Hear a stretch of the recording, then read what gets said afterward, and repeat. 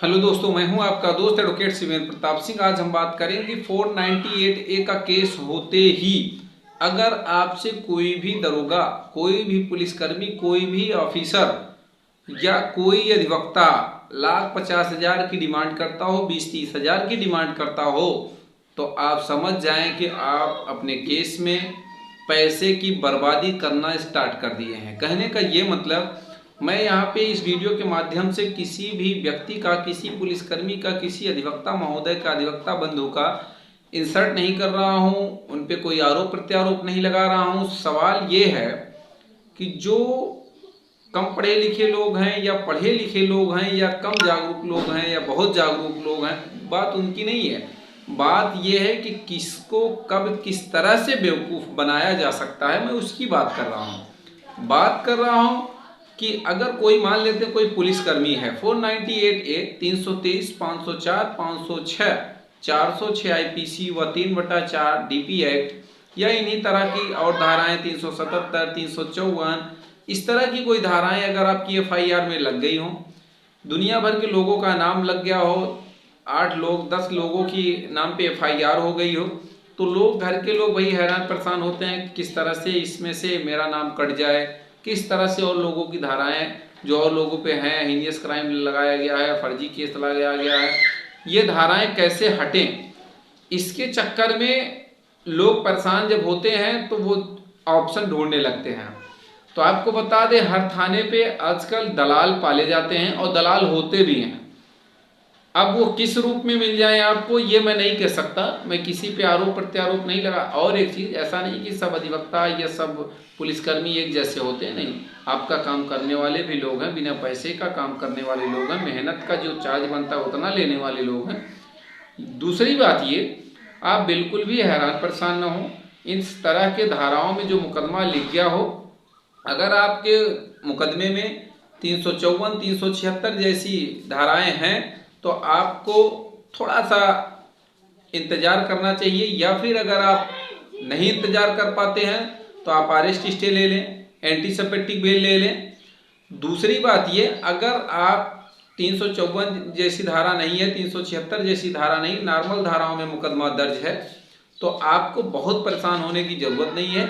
Chargesheet तक इंतज़ार रखिए, समय दीजिए, अपने आप धाराओं का लोप हो जाएगा, अर्थात धाराएं हट जाएंगी, क्योंकि मेडिकल में कुछ आएगा नहीं। 377 कैसे लगेगी, 354 कैसे लगेगी। दूसरी बात ये, जो अन्य लोगों का नाम दर्ज है, जिनका निवास स्थान दूसरा है, जैसे कि नंदोई का, ननद का, इस तरह का नाम है, या कोई नाबालिग है तो उसका नाम कट जाएगा, क्योंकि भैया जब है नहीं, वहाँ एड्रेस नहीं है, तो दहेज के लिए प्रताड़ित करने थोड़ी चलाएगा। दूसरी बात ये, फिर भी अगर आपसे पैसे मांगा जाए 20,000 30,000 वकील द्वारा, पुलिस द्वारा, तो आप बिल्कुल ना दें।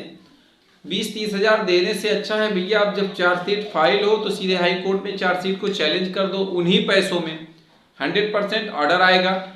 भाई हाई कोर्ट कुछ ना कुछ तो ऑर्डर करेगा, किसी का नाम बाहर करेगा, किसी का ऑर्डर रिजर्व करके रखेगा, मतलब ये कि आपका कुछ ना कुछ रिजल्ट निकलेगा उन 20-30 हजार रुपयों में।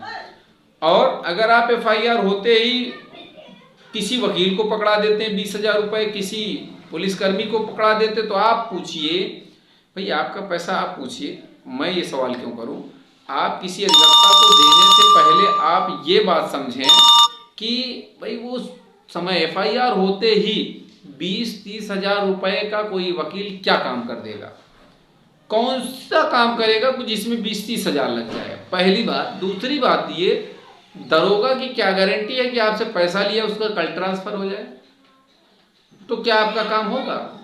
उससे ज़्यादा बेहतर आपको बताएं कि एक एप्लीकेशन दे दीजिए कि जो बात उसने लिखाई, सही गलत अच्छा खराब फर्जी दुनिया भर की बात जो भी उसने लिखाई है, आप एक रिटेन में स्टेटमेंट देते हुए, अपनी बात रखते हुए वरिष्ठ अधिकारियों को दीजिए कि साहब ऐसी ऐसी बात है, इन लोगों का नाम फर्जी जोड़ा गया है। वो सबूत भी लगाइए, किस तरह से आप साबित कर रहे हैं कि भाई वो फर्जी है, किस तरह से आप जो साबित कर रहे हैं कि जो है उनमें जो लगी धारा है उसका लोप होना चाहिए, उसकी धाराओं को हटा देना चाहिए।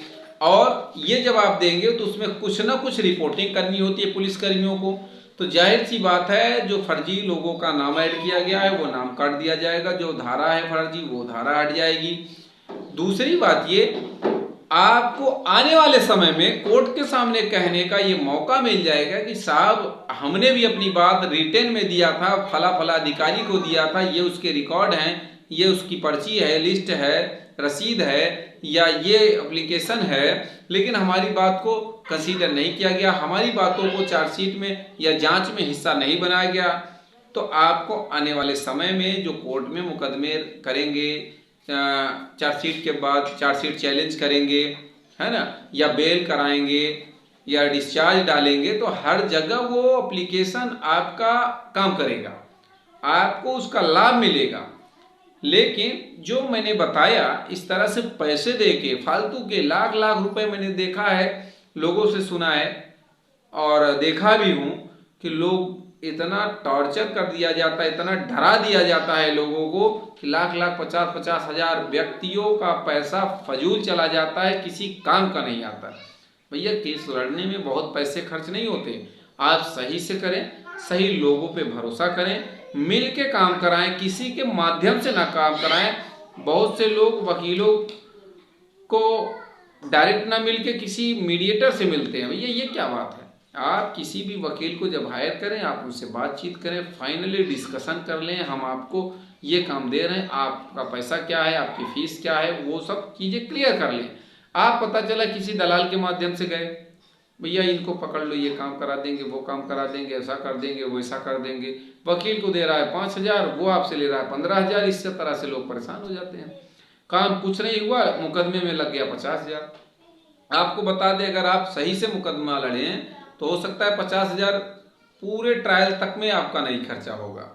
तो कहने का मतलब, मेरा चैनल देखिए, हमारे पे बहुत से कुछ लोग अच्छे, बहुत महान कमेंट करते हैं, बहुत बेहतरीन कमेंट करते हैं, कुछ ऐसे हैं भैया गाली भी देते हैं। दो भैया गाली, गाली देना बड़ी बात नहीं है। आपको मेरी कौन सी बात आपको खराब लगी, या मैंने बुरा क्या कहा, या भाई अब सच्चाई बताना तो ये है नहीं, कोई सच्चाई बताने से आप किसी को गोली मार दो, रोक भी नहीं सकते। भाई बोलने का अधिकार मुझे भारत के संविधान ने दिया है, तो मैं बोलूंगा। हाँ, अगर आपको देखिए, एक एक बात हर व्यक्ति को अच्छी लगे ये जरूरी नहीं है, लेकिन मेरी बात गलत है ये आप साबित करिए। कहाँ से मैं गलत हूँ? भाई मैं तो अधिवक्ता बंधुओं को भी कोई ब्लेम नहीं कर रहा हूँ, पुलिसकर्मियों को भी, हालांकि 90% तो पुलिसकर्मी ऐसे ही होते हैं। शायद किसी मामले में चार्जशीट के लिए पैसा ना लिया गया हो, ज़्यादातर लोग देते हैं, लोग लेते हैं, वो काम उनका है, वो जाने। लेकिन सोचें विचारें तब कोई काम करें, ज़्यादा बेहतर होगा। और ऐसा नहीं कि ईमानदार लोग नहीं हैं, ईमानदार हर धंधे में, हर पैसे में, हर वर्क में। भाई कोई किराना का स्टोर कर रहा है, बिजनेस कर रहा है, धंधा कर रहा है, तो क्या वो ईमानदार नहीं है? ईमानदार। लेकिन किराना वाले सब ईमानदार है, ऐसा कैसे हो सकता है? इसी तरह से पुलिसकर्मी, इसी तरह से वकील साहब।